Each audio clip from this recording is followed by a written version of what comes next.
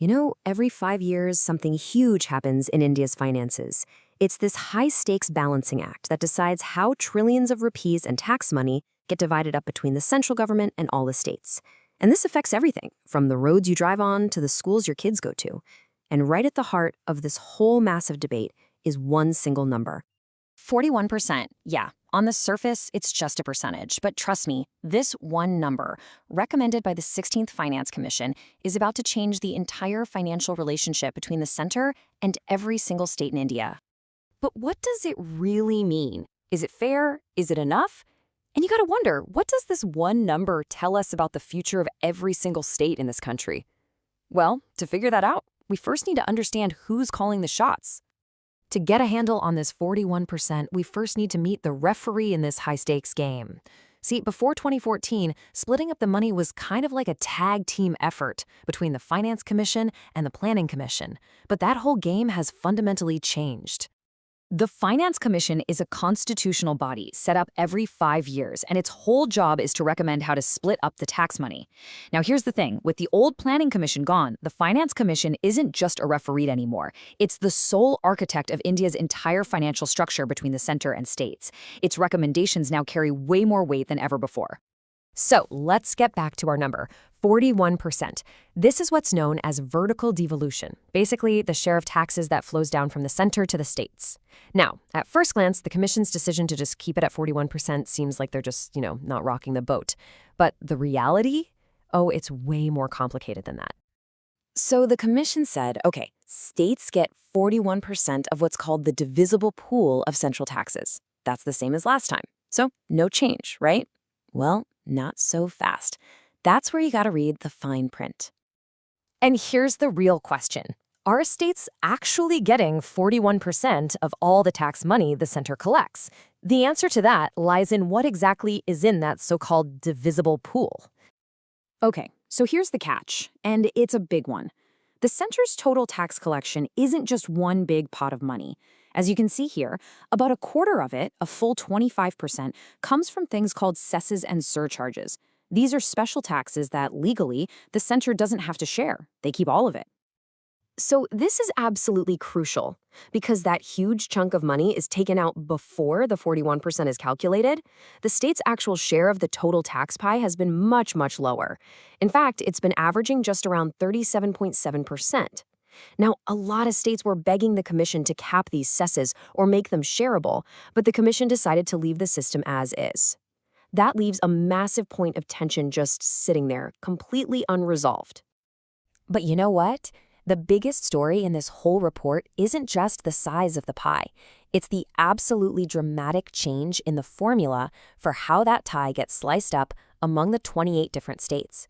This is where we see a huge philosophical shift. Okay, let's really break this down, because this is the heart of the whole thing. This table shows how the money is split between the states. Now look closely. On the left is the old formula. On the right, the new one. See that line, tax and fiscal efforts?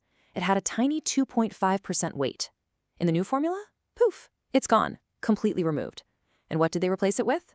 Look at the bottom, a brand new criterion with a massive 10% weight, contribution to GDP. And that right there, that's the game changer. For decades, the formula has been all about need, things like a state's population or how poor it is. But now, for the first time, a big chunk of the formula is about rewarding economic performance and productivity. It's a major shift from entitlement to efficiency. So when you change the rules of the game this dramatically, you know what happens? You inevitably create a whole new set of winners and losers. Let's take a look at how this new formula is redrawing the financial map of India.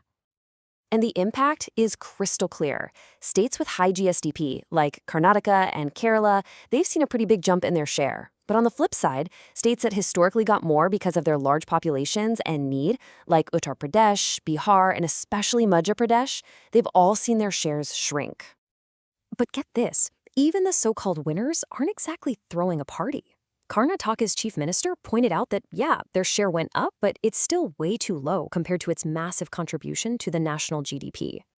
And it's a similar story from Tamil Nadu's chief minister. He expressed his disappointment, saying that even with these changes, his state, which is a huge economic engine, still gets one of the lowest shares among all the developed states. The feeling in the South seems to be, okay, it's a step in the right direction, but it's not nearly enough. And for some states, there's a whole other shock to this system. The Commission completely got rid of a type of aid called revenue deficit grants. For a state like Himachal Pradesh, this is a massive blow. We're talking about a 40,000 crore rupee hole in their budget that a tiny increase in their tax share just isn't going to cover. So, as you can probably imagine, these huge changes have kicked off one of the fiercest debates we've seen in a long time. A debate about fairness, about growth, and about the very nature of how India works as a federal country. The criticisms are pretty sharp. Some are arguing this new formula is just going to make the economic divide between the industrialized South and the populous North even deeper. It forces this really tough choice between equity, which is helping poorer states catch up, and efficiency, which is rewarding states that are already ahead.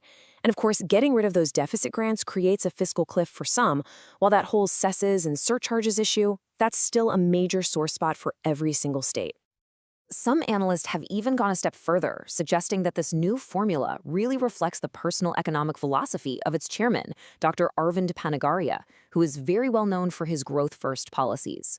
They're basically arguing this report writes a preference for growth over equity right into the rulebook. So at the end of the day, this is the fundamental trade-off. You have the path of equity, which is all about supporting needier states to make sure everyone develops together. And then you have the path of efficiency, which is about boosting national growth by giving more to the most productive states. The 16th Finance Commission has clearly tilted the scales towards efficiency. And this whole theme of efficiency is why they got rid of those grants, too. The Commission's logic for axing the revenue deficit grants was that they created a moral hazard. Basically, they were rewarding states for not managing their money well, and that removed any incentive to get their finances in order. Which brings us right back to the central question this whole report makes us face. Has India fundamentally shifted its priorities? Have we moved from a system that primarily rewards need to one that now rewards economic performance?